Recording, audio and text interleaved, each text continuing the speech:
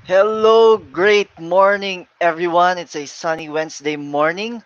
Welcome to Coaching Think Talk. I am Coach TJ from Life Coach Philippines, and this is Coaching for Unhooked Living.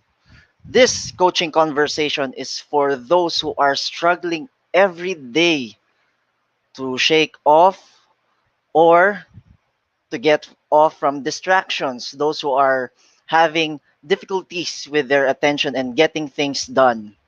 And my mission, should you accept it, is to help you get over the blocks. But for now, I am here to raise the awareness so that you'll know what's happening to you and how you can get over it. So thank you for joining me live today, and please leave your digital footprints. So before that, digital footprints. Please let us know where you are coming from today, and please do tag a friend and circulate this video to help us reach more individuals who might be in need of what I'll be sharing for this session. You may also give some shout outs to the people you want to greet and reach out with some inspiring messages. If you are watching this on a replay, please do comment #replay. I am streaming via Facebook page of Life Coach Philippines and YouTube channel Coach AI Connect. If you are new to our platform, please like, follow, and subscribe. So this is Coaching for Unhooked Living. To leave your digital footprints, please put in #PackMyBagMoments if you're having any ideas that resonate with the session today. And please also put Coaching Think Talk so that we'll know that you are watching. And #replay if you are watching this on a replay. So let us begin. So how do we know that we are hooked? What does it mean to be hooked? I have a set of questions that you may ask yourself so that you'll know where you are since we are now raising the awareness. So how often do you find yourself staring blankly at something? How often do you feel motivated one moment and stuck the following moment? Are you experiencing sudden blocks in your thought process? How often are you compelled to check your phone for updates? How often do you find yourself in infinite browsing mode? And how often do you find yourself isolated and absorbed in what you do? What are the activities you do every day? And are you even moving at all? So I've checked this 8 questions. These questions will help you gather your thoughts and know if you are distracted or you are hooked. Okay? So if you have answered those questions in any way, I do suggest that keep it first. And if you're brave enough, you may comment it. So I want also to greet our coaches who are watching right now, Coach Tin, Maureen, Coach Phoebe, and Coach Hasmin. Hello and good morning. So keep your answers for now. We'll get to that later. So here we'll take on the signs of distraction.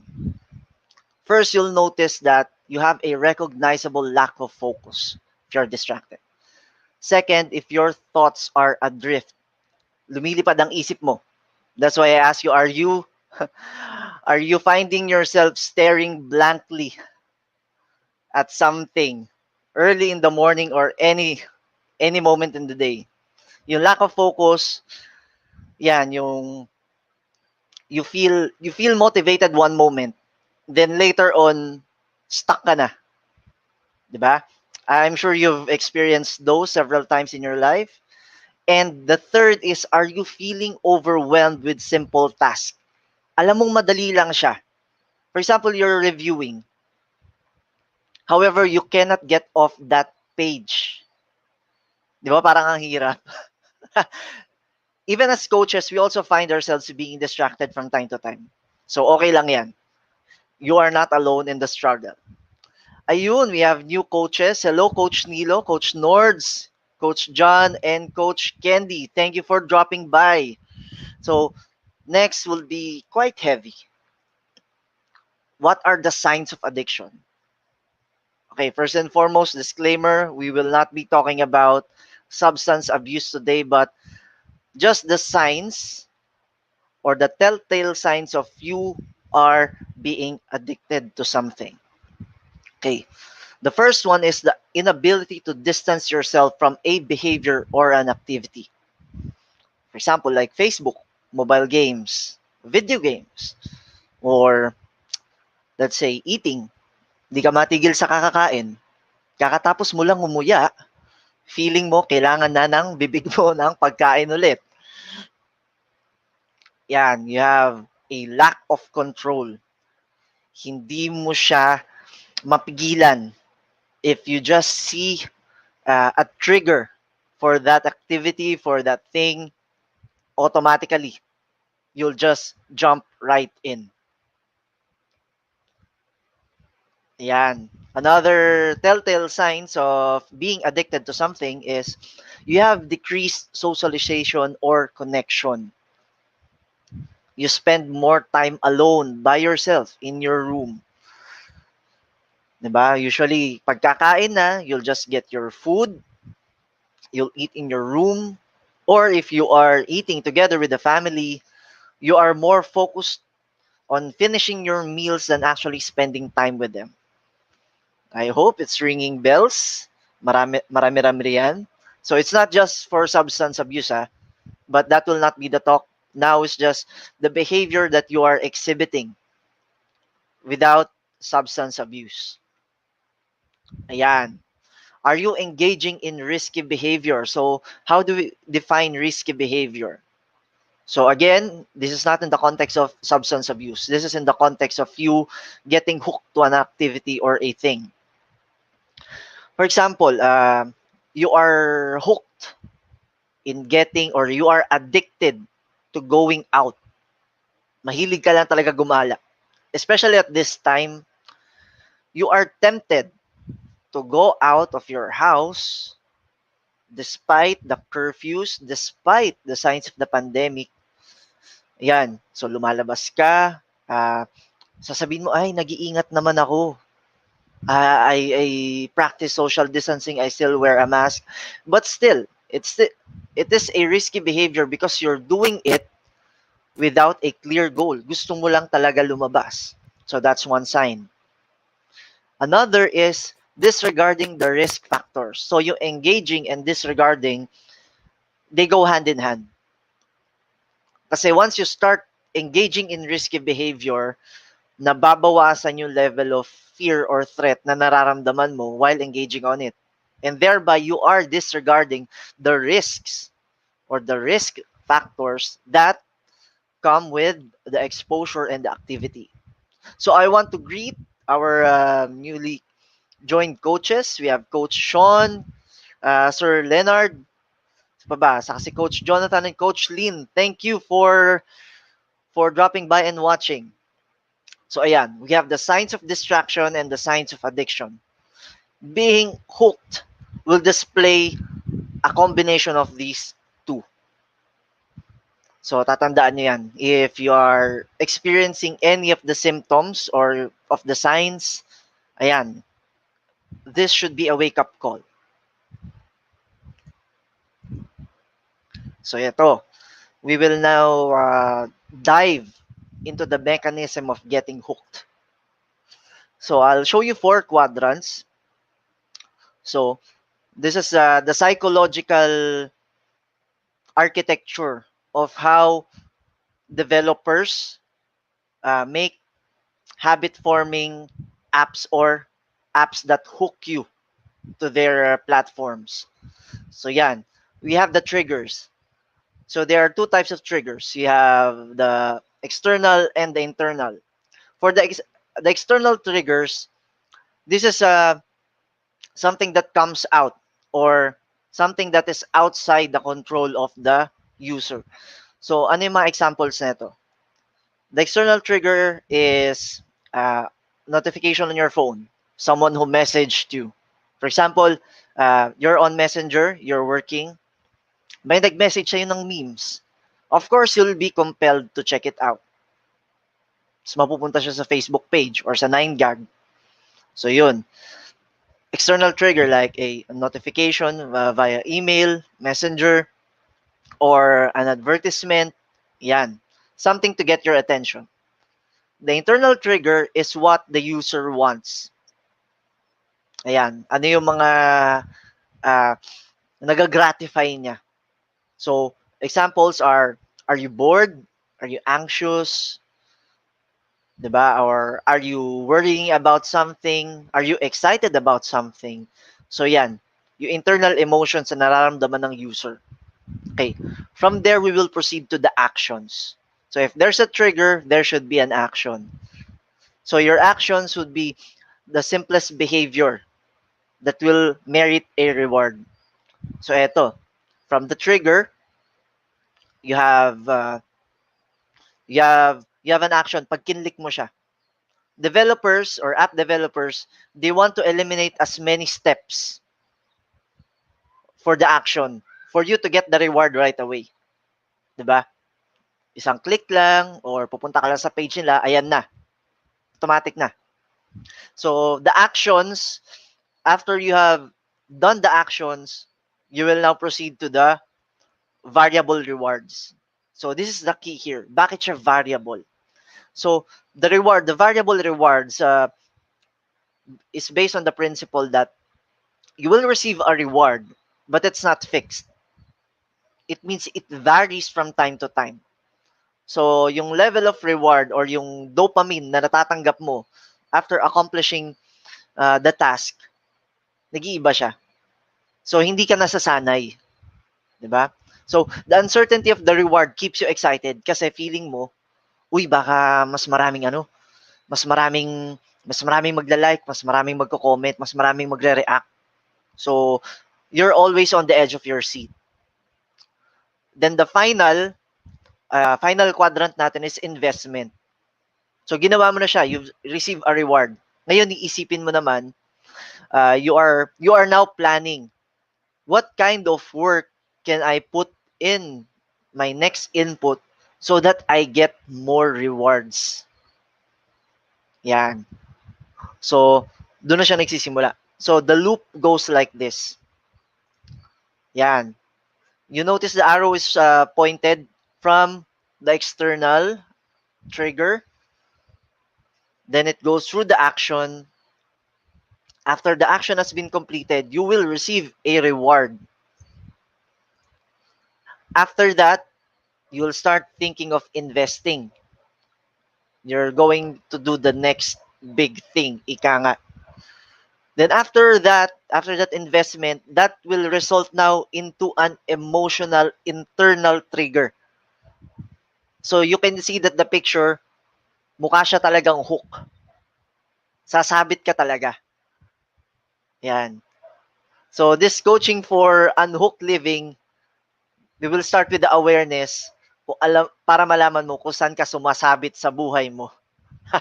And what's keeping you in place. So yan. Ito po tayo. This is how the architecture of social media apps work. They get you from an external trigger first, then they will work its way so that the next trigger will be internal. Ikaw na ngayon ang maghahanap sa kanya. That is why you are hooked with Instagram, with Facebook, with Tumblr, with Twitter, because yung variable rewards niya, it keeps you on the edge. You're always expecting something more. And yung dopamine loop na yan yung sumasabit sa'yo. Okay? So I hope you're now more aware of what's happening whenever you check your phone or whenever you react to a post or when you post something on social media. Yan. Hello, Coach Glacy. Thank you for dropping by. Meron siyang psychological effect, which we will tackle on the next slide. Yan. So, nahuhook tayo because of instant gratification. Yan. This is the internal triggers that is satisfied by instant gratification. When you're bored, you are entertained right away. When you are anxious, you get the answers right away. Nakikita mo siya kagad. And if you're curious, yan. For example, yung Wikipedia. When you're searching for something, then when you click on it, dire-diretso na siya, nagkakaroon ka na ng binge. So that's how it gets you hooked. Another factor is, yan, may social validation. Yung external triggers mo, you are getting validated through reactions, comments, and shares. So yan yung mechanism niya on how they get people hooked. Ito yung nangyayari. These are the variable rewards that you get. So you can be only as good as your last post. Diba? That's why you have to get more. Kumbaga yung dopamine loop mo, yung doses niya, pataas ang pataas every time you post something. So now I'll tell you about the Zeigarnik and Ovsinkina effects. This is the psychological mechanism, or this is the psychological effects that you are experiencing whenever you are hooked. So let's first go to the Zeigarnik effect. Ayan. So the Zeigarnik effect is from Bluma Zeigarnik. So Russian woman siya, and she coined this term. People are they readily remember unfinished tasks or interrupted tasks than completed tasks. Students who take breaks in between studying will remember their lessons better compared to those who didn't take breaks. Coach, how does it work? Wala naman dun yung hook kasi nagsa-study sila. Okay. So let's view studying and checking social media as two separate tasks. Okay? So your first task in this context is, for example, you are studying, or for example, you are working. Yung Zeigarnik effect, it affects every aspect of our lives kasi if you are interrupted suddenly, there's a tension in that interruption because hindi mo nasasatisfy pa yung trabaho. Yan. Let that sink in. There's a tension if you don't finish the work because you are working on a deadline. The deadline is giving you tension. That's why you want to finish it right away. And if you are distracted or interrupted, you keep a mental note. Diba? So, yan yung Zeigarnik effect. If you are doing something, you are suddenly interrupted, you remember it better. You know that you have something unfinished. I think you have already experienced this pag lumalabas kayo, bigla nyo na may isip, naiwan ko ba yung pinto na nakabukas? Hala, yung stove baka nakabukas pa. Nakasaksak ba yung appliances? That's an example of Zeigarnik effect. Because if you're suddenly interrupted, umalis ka, may mga pumapasok minsan, may nagkiklik. Hala, naiwan ko ba? So yun. Now, the Zeigarnik effect, studying. With regards to the breaks, if you are going through a continuous study session, ang hirap i-retain kasi nagkakaroon ka ng overload. Yan. You cannot retain everything. That's why you need to pause. And students or people who take regular breaks in between their works are recorded to have more retention and more productivity. Coach, paano natin marerelate sa being hooked yan? Mamaya ko i-explain. Kasi we still have the Ovsiankina effect. Ito yung kasama ni Bluma Zeigarnik nung ginawa nila to. So, this should not be confused kasi medyo madali siyang mapag-interchange minsan. So, the Ovsiankina effect is people tend to resume their initial task the next opportunity after being interrupted. So, if you were interrupted, since may tension ka na hindi pa natatapos yung ginagawa mo, you have the urge to return to it right away. So, ano yung mga effects yan? Kunwari meron ka pang you are answering a survey. Bigla kang tinawag ng kasama mo. You will leave the survey midway. After mo ngayon puntahan yung kasama mo, gugustuhin mo ulit balikan yung survey. This is a natural effect. Nangyayari talaga po ito mga kaibigan. That is why we can explain we the phenomena of we are getting hooked sa mga series, especially kung magkakasunod yung episodes niya. 'Di ba? Hindi na natin kailangan maghintay ng isa pang linggo. We will not be interrupted. This is how Netflix hooks you to.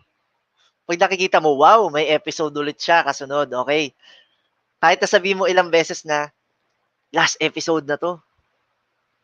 Pero, you'll still find yourself pushing that next button or that play button and enjoying the next episode. Ayan. So, ayan, sabi ni Coach Lin, natatandaan daw niya na super hooked daw siya sa K-drama. Ito yan, Coach Lin. They are taking advantage of the Zigarnik and of Sian Kina effects. Ayan, oh, sabi ni Coach Marife, money heist. I know, a lot of you will resonate with what I'm talking about right now. So, i-relate ko siya sa pagiging hook. If we will go back to the psychological architecture of being hooked, yung Zeigarnik effect kasi, if you check your phone suddenly, it creates another task. And the Zeigarnik effect has a very strong pull. It has a strong psychological pull for you to finish the task. However, yung task mo sa social media, once you check your phone, once you check your notifications, it will be an unending task. Hindi siya natatapos kasi inconclusive siya. So the loop is not closed at all. As compared to you studying or as compared to you doing your own work at the office. So dahil unclosed yung loop niya and yung Zeigarnik effect is having a strong psychological pull for you to finish the loop at yung loop ay hindi matapos-tapos. Yun yung exact reason why after you have checked one notification, you will check for another, you will browse for another. Ayan. Sige. I'll let I'll let it simmer for a while. Pag-isipan yung mabuti yan. Ayan, no, sabi ni Coach Phoebe, may science talaga itong pagkakahook sa mga K-drama. Ayan, mga kaibigan. Yes, Coach Lin. An ending if you are not intentional sa ginagawa mo. So, this is why we're raising the awareness first of how you are getting hooked. Pag hindi mo alam na hooked ka, hindi mo nare-recognize yung problem, how can you solve it? Ayan, oh, sabi ni Coach Marife, my daughter sleeps in between tasks. Kaya pala maganda grades. Yes, Coach Marife, it has been proven that you taking regular breaks in between your tasks will improve your productivity kasi nare-recharge ka. Hindi hindi burnt out yung utak mo or hindi siya pagod. So every time you do a task, you're always at your 100%. Kaya nga. Ayan, oh. Sabi ni Coach Lin, marami daw assignments kaya need to stop talaga. Yes, Coach Lin. Kailangan mong tumigil paminsan-minsan. Kailangan mong mag-take ng break. It's healthy for you. Yeah. So, we will now be surfing the urges. Yan. If you have the sudden urge to check your phone or to watch that episode that you've been waiting for over a week, ito ang gagawin natin. We have to recognize that desire comes in waves. So, ibig sabihin, your desire will come from a low point, then magke-crest siya, tataas, then again, bababa siya. So, that's why it comes in waves. Hindi siya consistent na nasa high level. Mangyayari sa kanya, it will peak, then it will again, it will lower down after a while. So, ayan. If you're surfing the urges, always come from a place of compassion. Yan. Hindi mo kakaawa ng sarili mo, ha? You will tell yourself that it's okay to take a break and you deserve that break. I've been working for too long. I've been doing the assignments for too long, and I need to rest my eyes. I need to rest my brain. And when you do, allow yourself to meditate on the significance of the activity that you will do. Especially kung mag-check ka lang naman ng social media. Kung may bagong chismis, may bagong meme, allow yourself time to meditate, around 5 to 10 minutes, just to check if you are really in need of that sudden update. And of course, while you're doing your break, yan, do place importance, significance on the frequency of your breaks. Yan. You need to minimize the urges kasi. So you have to set a healthy routine by, for example, I will do 2 hours of work now and I will have a 10 to 15 minute break in between just to refresh me. So every time you do that break, na-minimize na yung yung cravings mo. Hindi ka na sabik na lagi kang magano, na lagi kang mag-check, na lagi kang manood. You'll start to get a handle of it. Once you put into your mind that desire will always come in waves. The next thing that you need to remember, and it is very important, is strict abstinence does not work. Pag sinabi mo sa sarili mo na, tama na, ayoko na, titigil na ako, that's it. Tapos mamaya makikita mo nakaganon ka na naman sa phone mo. Or nakaganyan ka na naman sa Netflix. K-drama feels. Kailan kaya sila magkikita ulit? 'Di ba? Strict abstinence does not work because it puts you into two categories.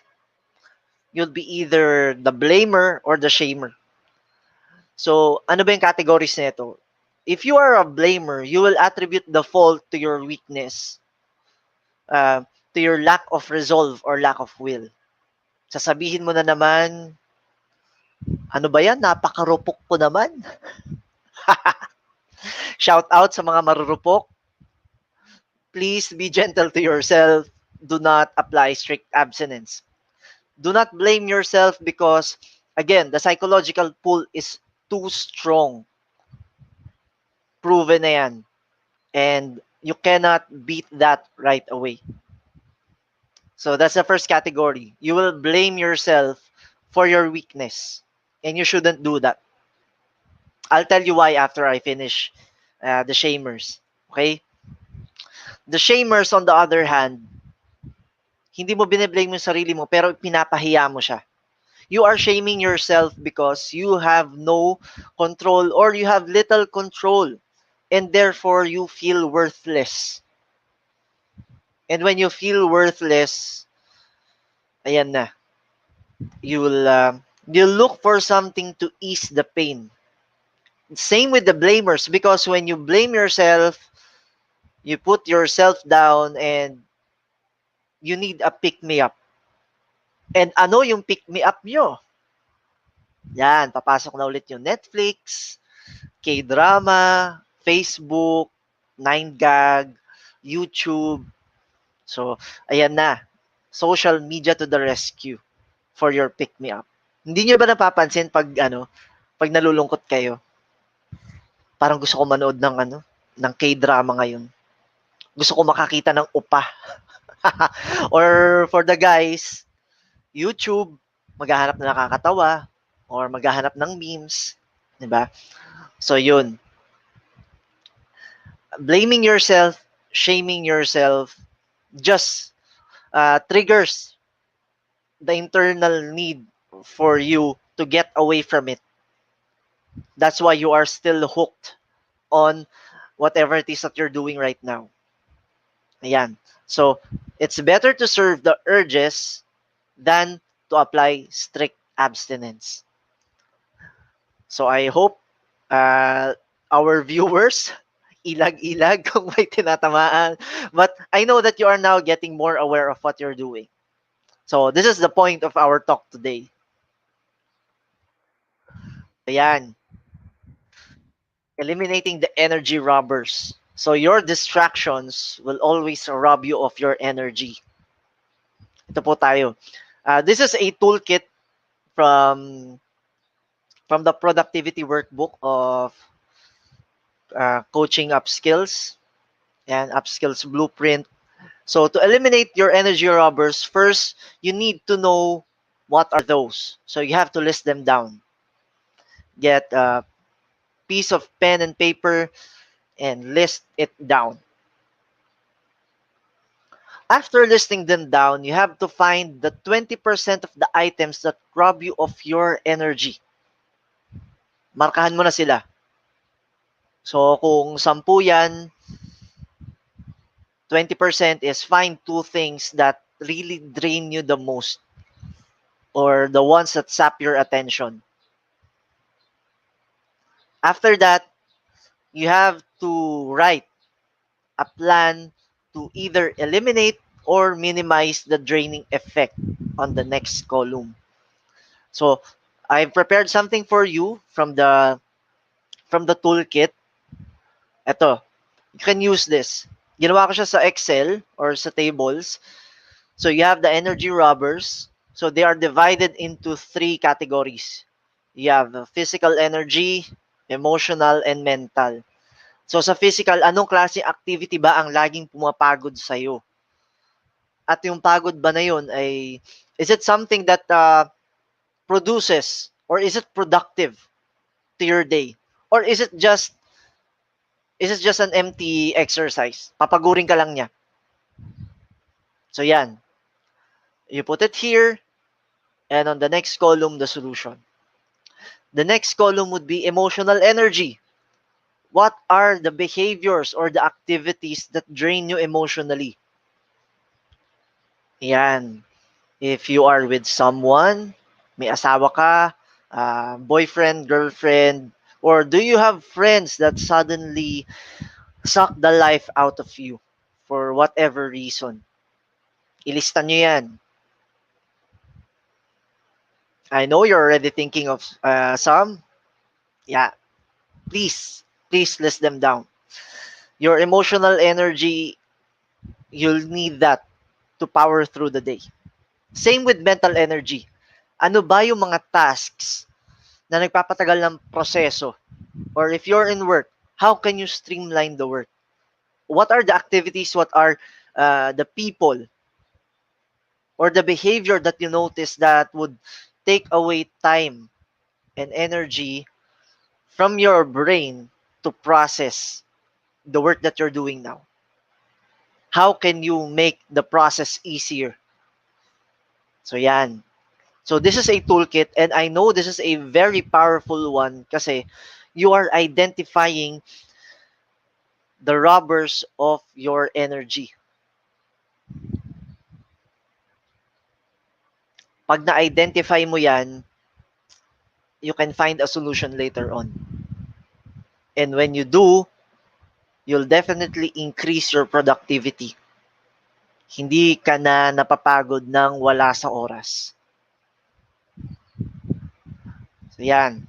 I'll leave it I'll leave it first here so that you can list down kung naglilista kayo if you're jotting it down. Or if you want, you can screenshot it. Much better. Yan. I'll just leave it for a while.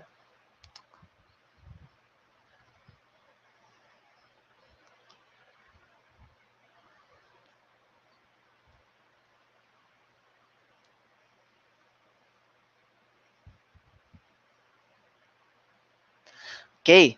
So I hope that you have already taken this down and we'll proceed to the next.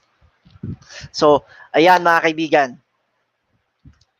That ends our talk, our raising awareness of what it means to be hooked. So I have here the schedule of the coaches of the coaches who will perform each day. So ayan. Okay? You can also take a screenshot of this one so that you'll know which coaches you can tune into for the whole week. This will go on for 3 months. So stay tuned. Now is just for awareness. Next week, we'll give you something more to boost your productivity. So as I end this conversation, let me invite you to be a part of what we are doing as an organization of professional life coaches. Do join us for another coaching conversation later with Coach Marife for coaching for overcoming and Coach Maureen for coaching for single living. I would also like to invite you to Master Coach Ace co-actively co-create life coach certification program. This is a 21-day journey, a learning journey with daily lessons, 3-day live coaching bootcamp with Master Coach A, 3-day live business bootcamp with senior coaches, 1 month free membership in Coach A Coaching Upskills Blueprint, website inclusion, and professional credentials and certificate of completion with online footprints.